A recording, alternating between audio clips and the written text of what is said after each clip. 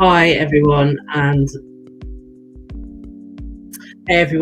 welcome to another episode of Consultants Corner. In today's new era, where collaboration and partnership is becoming ever more prevalent and important, it is our belief that an open narrative and sharing of ideas is vital. The industry possesses some exceptional operators, consultants, and contractors, and our main aim is to bring greater insights into the thinking which can often lie hidden away. Our aim will be to bring a fresh voice by interviewing each fortnight both leading consultants and operators from across the industry to really understand different perspectives and outlooks. Our guest Patrick is due to start with us today and will be joining us really shortly, so do bear with us.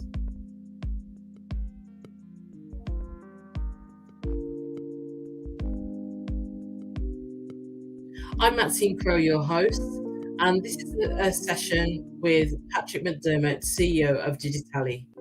He will be with us shortly.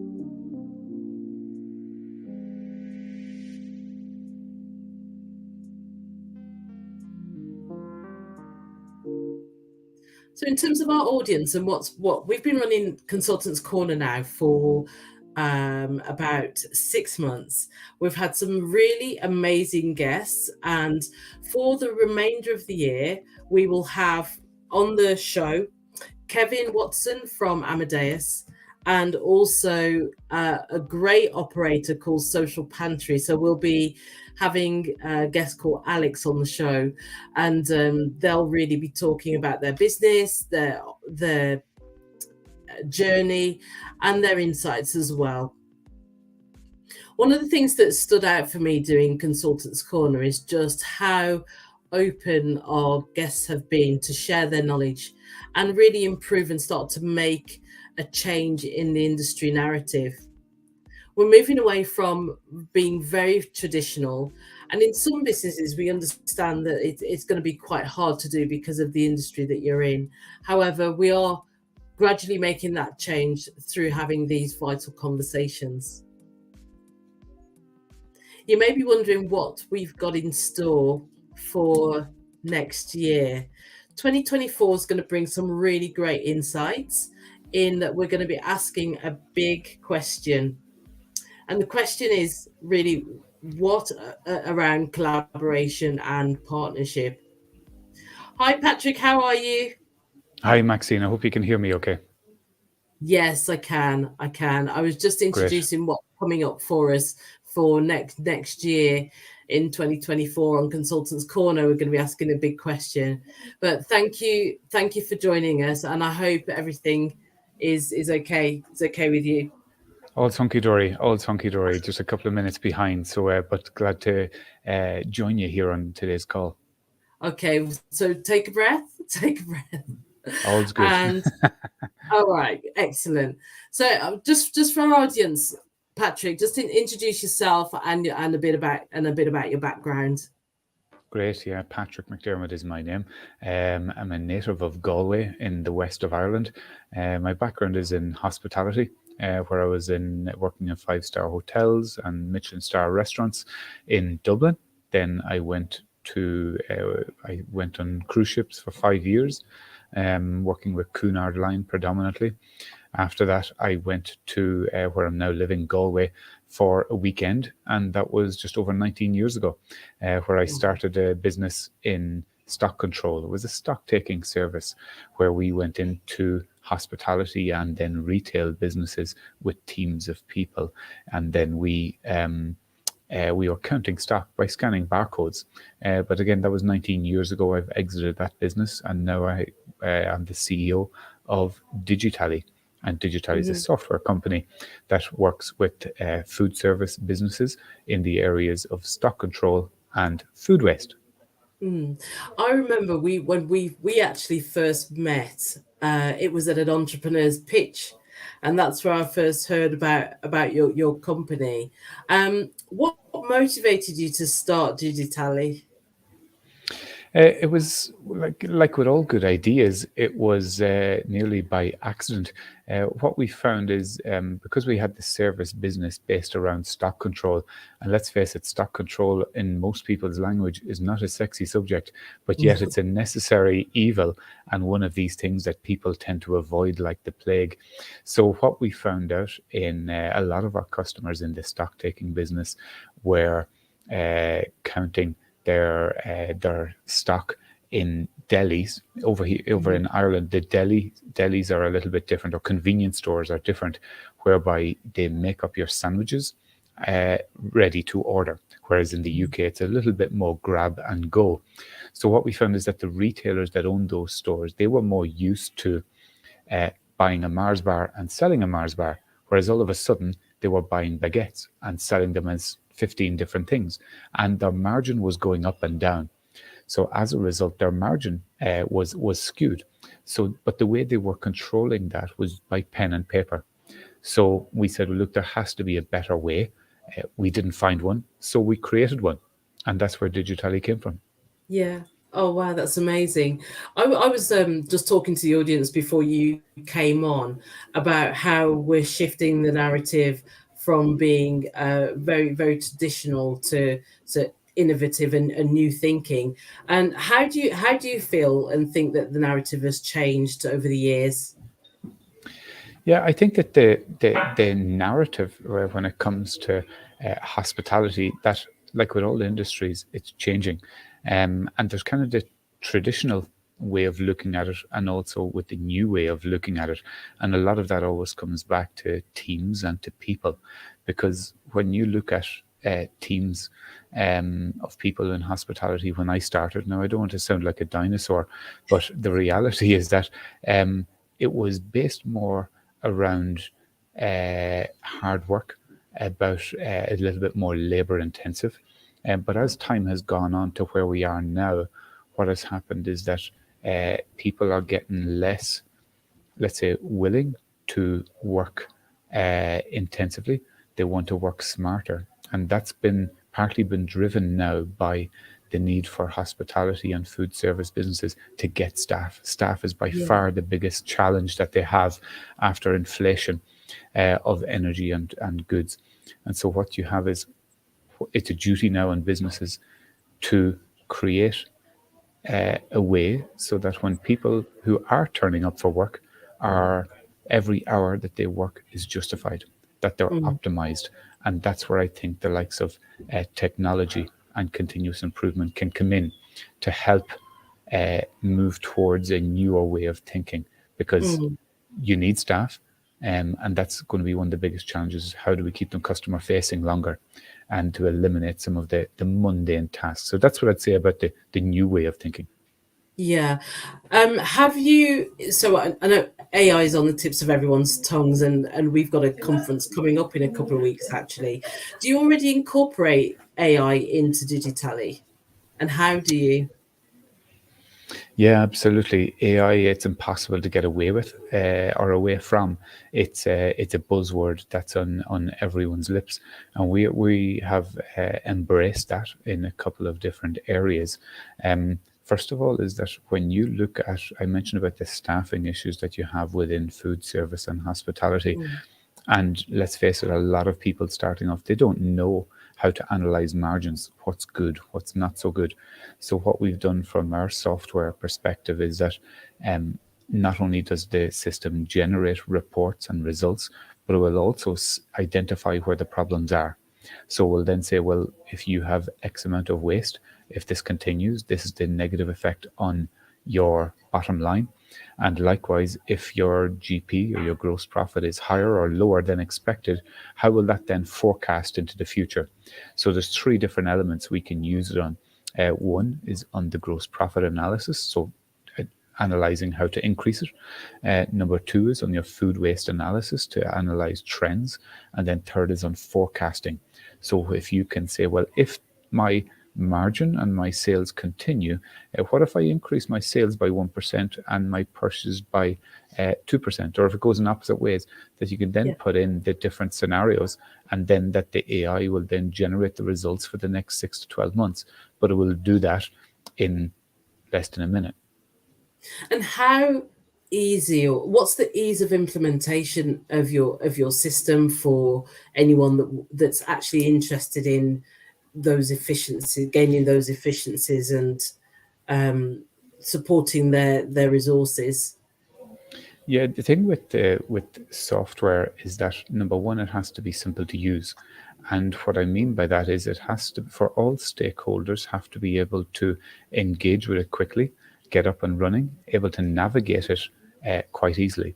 So the way that we've done it in DigiTally is that it, for people who are counting the inventory, for example, or even recording food waste, they're doing that on a mobile phone or tablet. Because let's face it, everyone knows how to use their phone.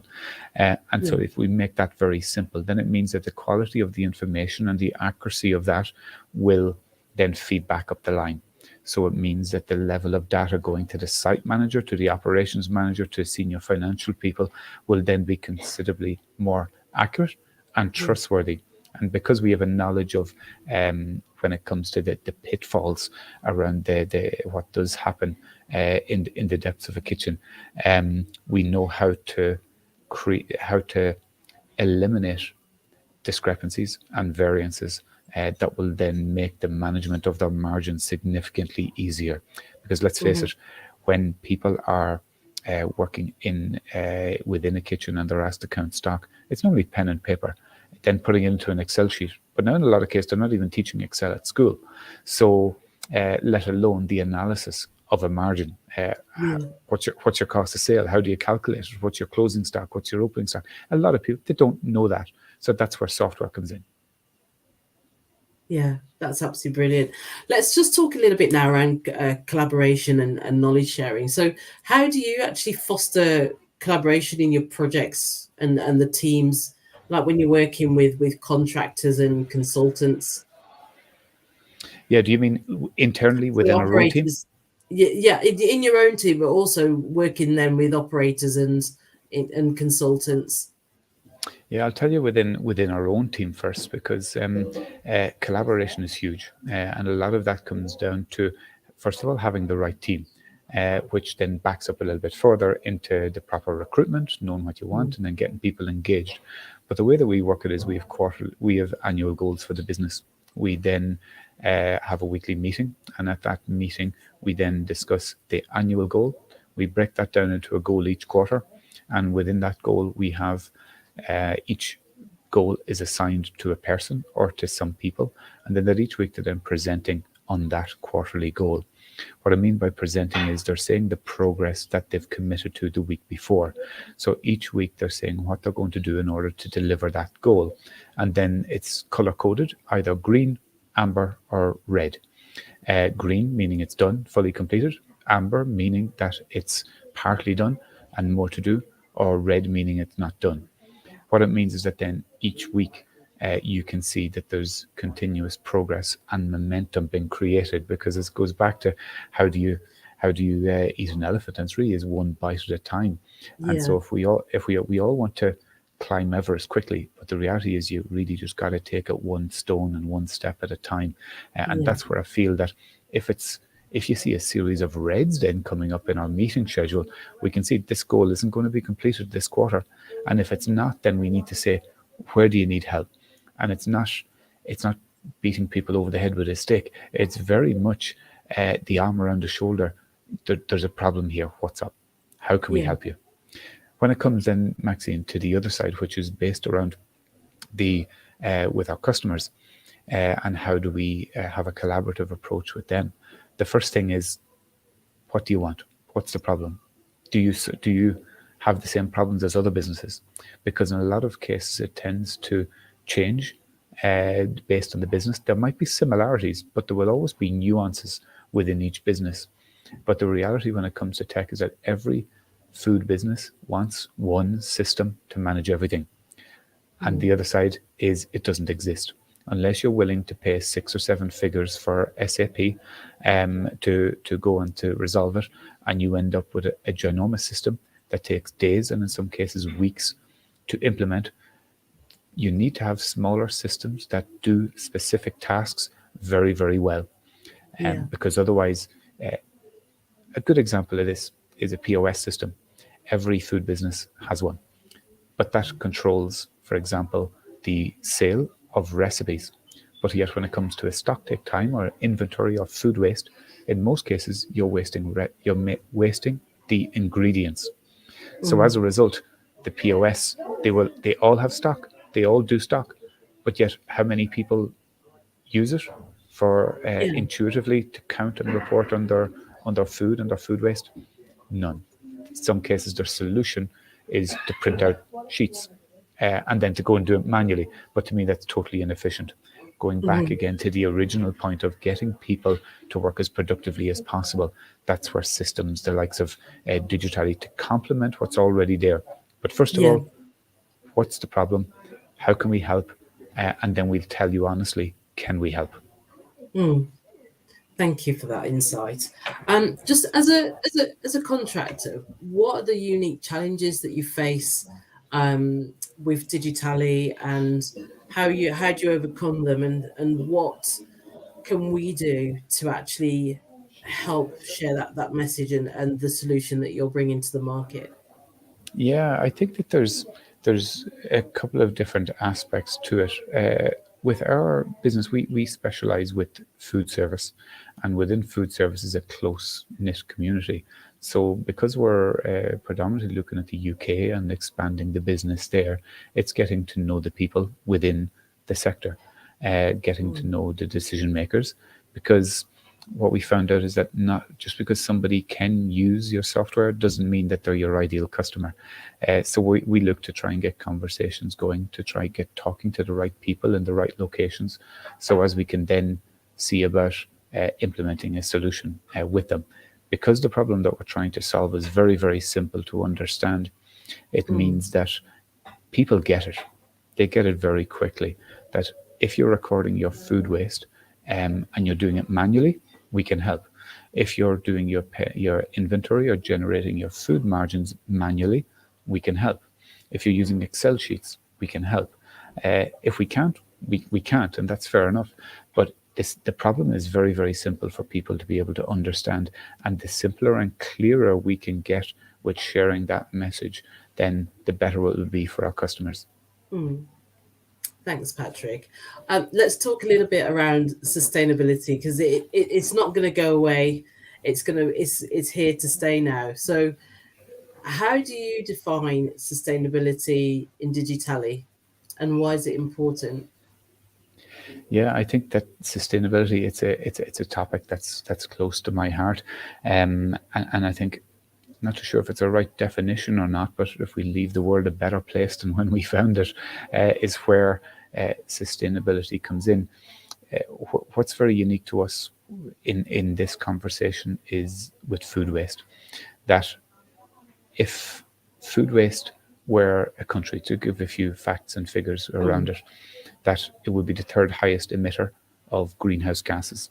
If it was a country, the third highest emitter behind the US and China. If we were to quantify it as a problem, we'd be saying that it's a $1 trillion problem. That, wow. but yet there's 800 million people going hungry every day. So it's 2 billion a day of a problem that food waste is. So every food business has a problem, has elements of food waste. And we'd be saying to them, if you don't know why you have food waste, then that's something you really need to knuckle down on. Mm, Insofar as it's it's one thing saying that we have food waste, yeah, it shouldn't be happening. Then you need to know why it's happening. Is it portion size? Is it temperature? Is it people just don't like the food you're serving?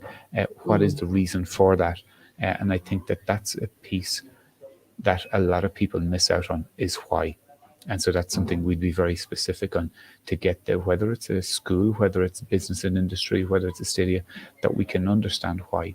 Is it plate waste? Is it prep waste? Is it production? Is it out of date? What is it? But yeah. when you know the why, you can then actually go and do something about it, because it is a major problem. And again, when there's with food waste, what a lot of people don't know, when that goes into landfill, it releases Mm, a greenhouse gas that's 10 times more potent than CO2 in the form of methane. So again, Mm. it's a big problem. And that there are some landfills that actually utilize the methane in their recycling, so the circular economy. They're actually reusing, aren't they? I mean, is that quite commonplace, or do you think there's more to do there, or what happens to it where they're not reutilizing it on the plant? Yeah, look, there's Yeah. always more to do. There's when it comes to compostable food and also the anaerobic digestion, what you find is that your your you don't buy the food with the idea of composting it. You don't buy the food with the idea of turning it into a gas. You buy it with the idea of selling it and making Mm. money from it and feeding or nourishing people. That's ultimately what it comes down to.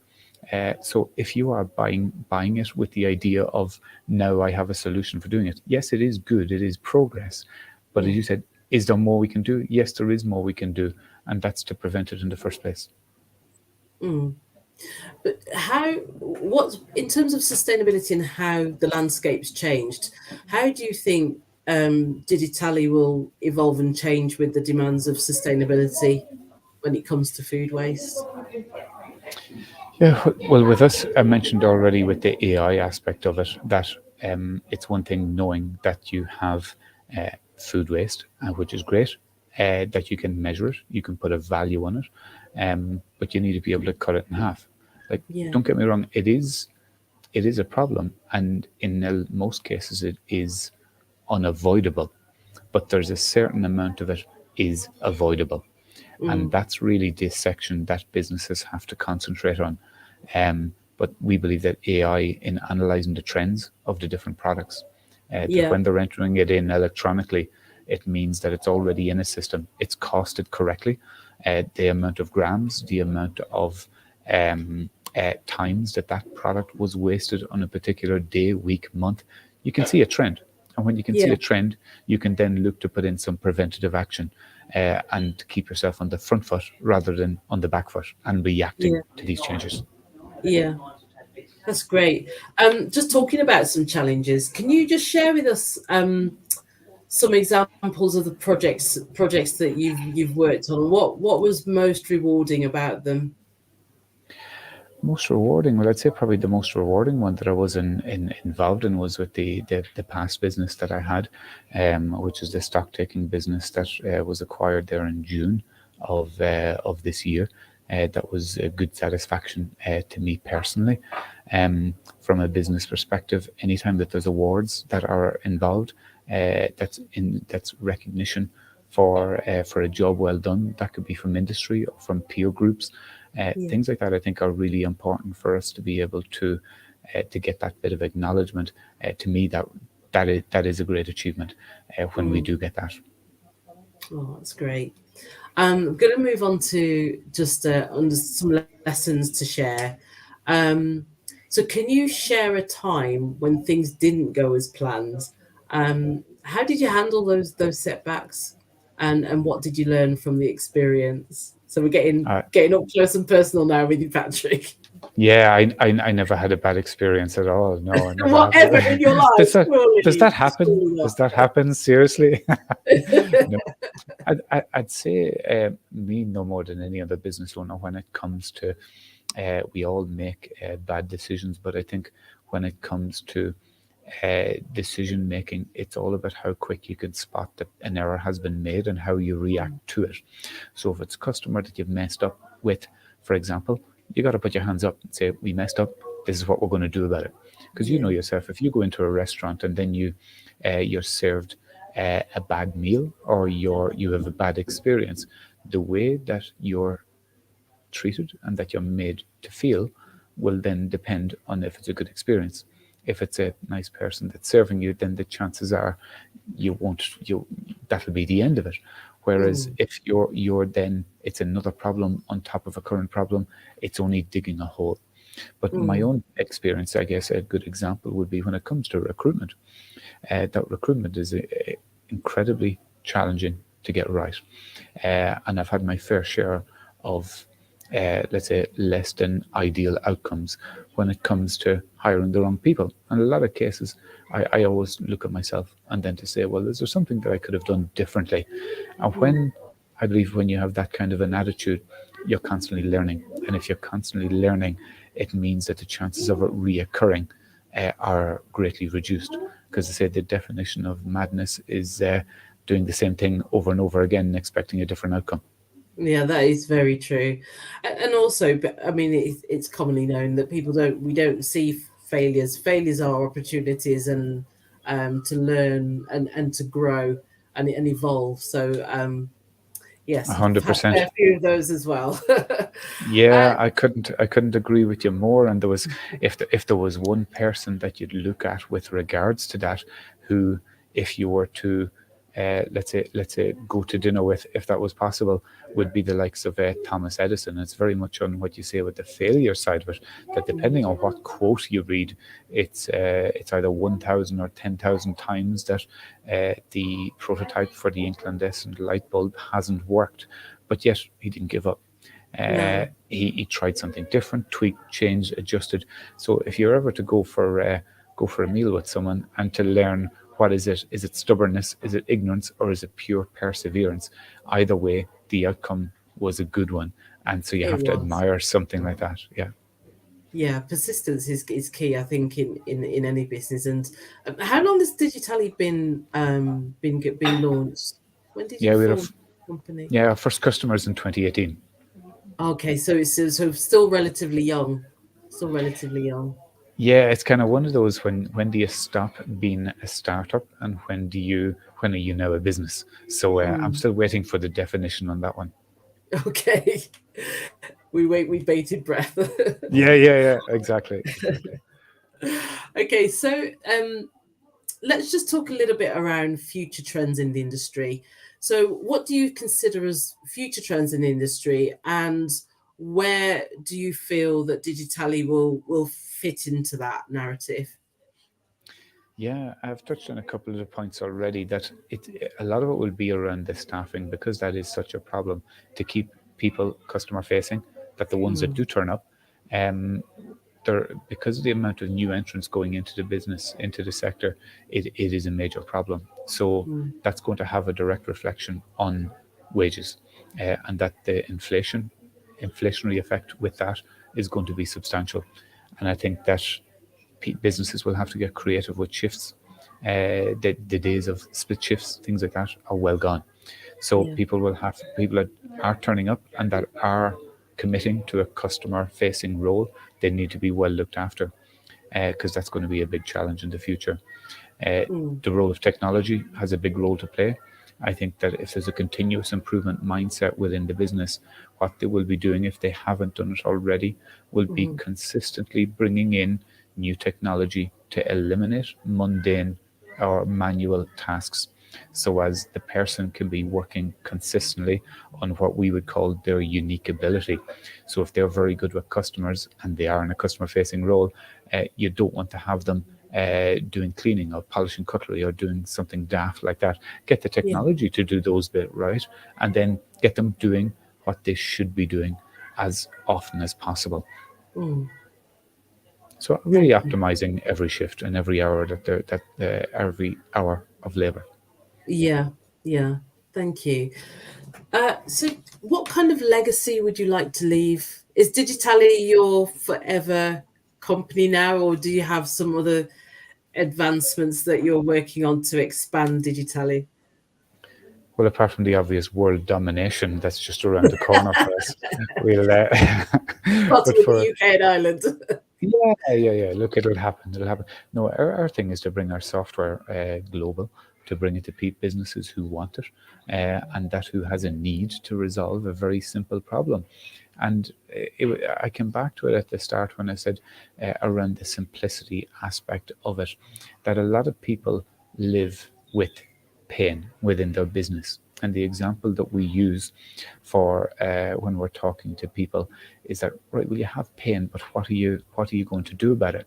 And it comes back to the example that you heard me talking about before, of the dog sitting on the nail. Do you remember that one?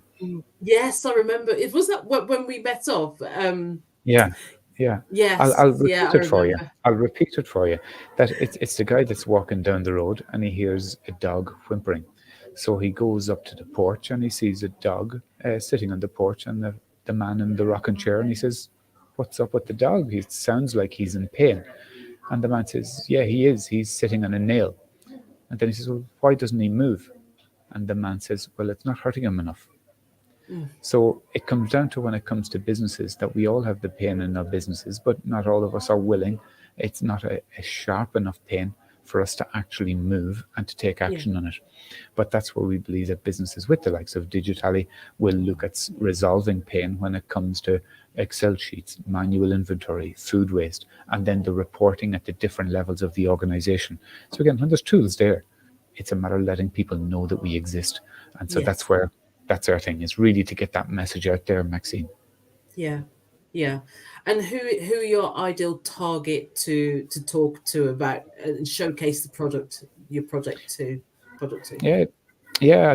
We look at food service businesses in Ireland and the UK. Again, because we're a SaaS business, software as a service, it means that we can be international very quickly, and we don't need to be on site to work along with businesses. But we tend to work. The people within those companies tend to be either from a sustainability, finance, or operational background. Hmm. People that are a little bit tired of a lack of data coming back to them. In the case of the finance, it'd be around the margins. In the case of operations, it could be again around the inventory or collecting the food waste data.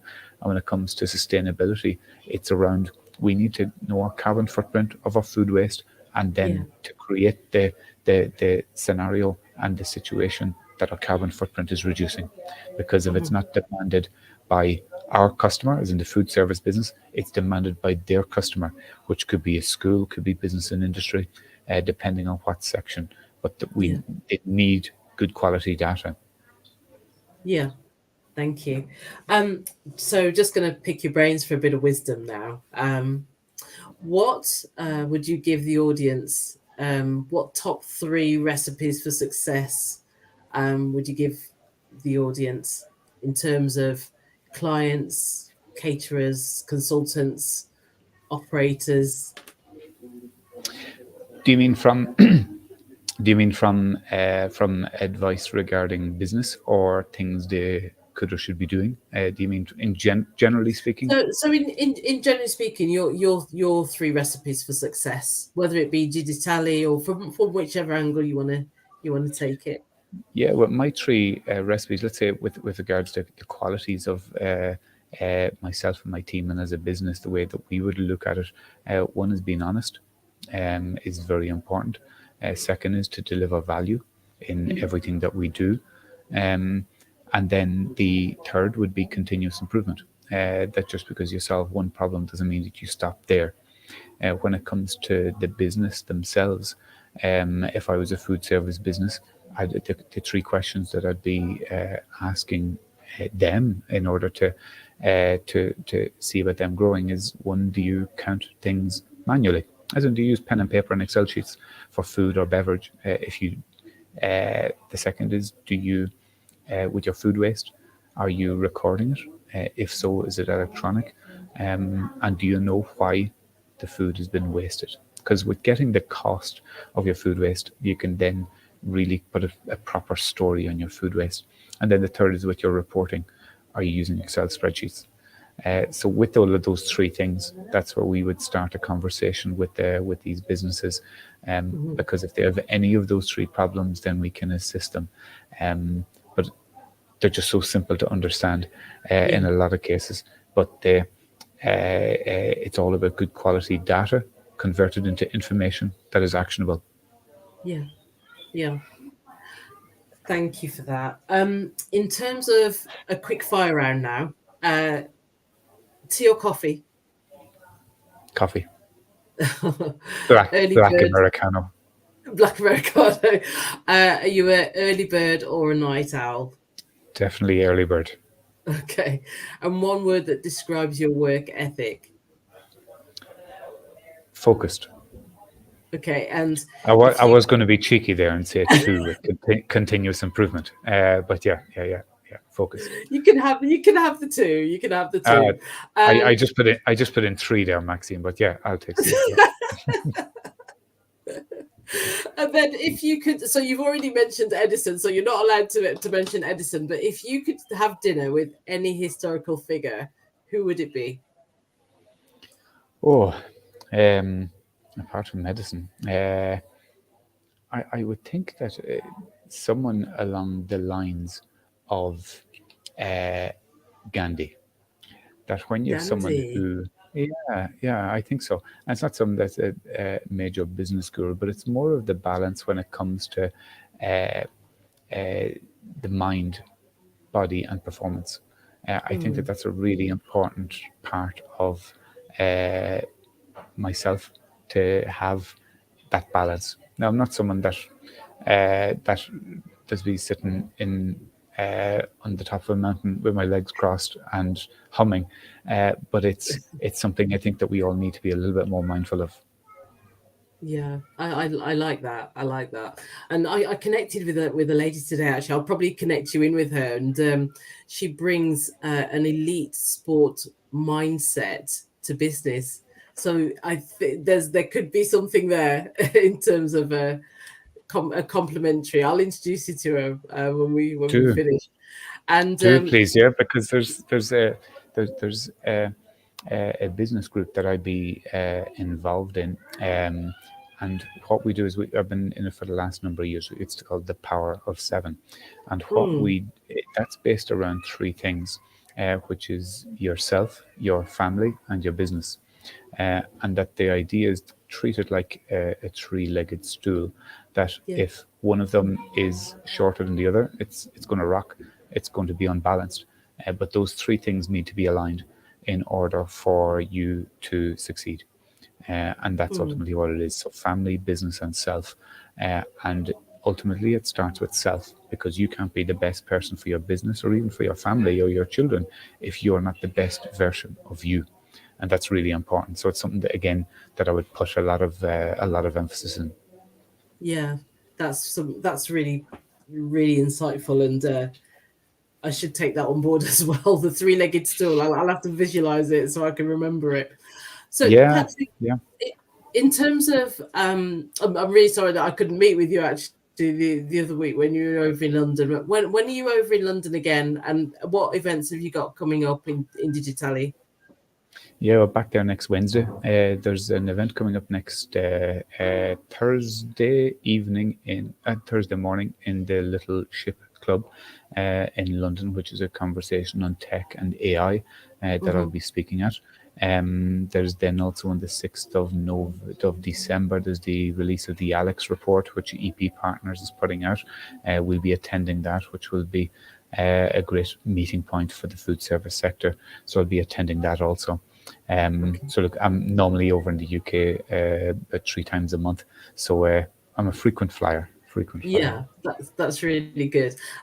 If the audience want to contact you, reach out to you, what's the best way of us getting hold of you? Yeah, I can do it through LinkedIn, or you have my phone number. Feel free to pass it on. Happy to talk or engage. Again, I'm all over LinkedIn, so or else through our website digitally.io. Patrick, it's been absolutely amazing and always a pleasure to meet up with you. And I hope to see you in London when you're over again soon. Do you have any last words for our audience before we end this episode? Any last words? I thought you were going to shoot me there for a second. Uh, Never, No, no, you're too look, nice. Maxine, I think you're, yeah. No, look, I think you're doing a great job of what you're doing, Maxine. Well done, and keep up the good work. And look, my thing is about helping people. If I can help you or any of your listeners or answer any questions, or someone has some ideas or thoughts around, here's one on food waste, here's one on inventory, or how do I increase my margin? Look, give me a call. I'll Yeah, happily assist anyone. that's absolutely brilliant. Thank you so much. This has My been another pleasure. episode. This has been another episode of Consultants Corner with Patrick McDermott from the CEO of DigiTally. Consultants Corner is about creating better understanding and insight and changing the industry narrative. Until next time, thank you.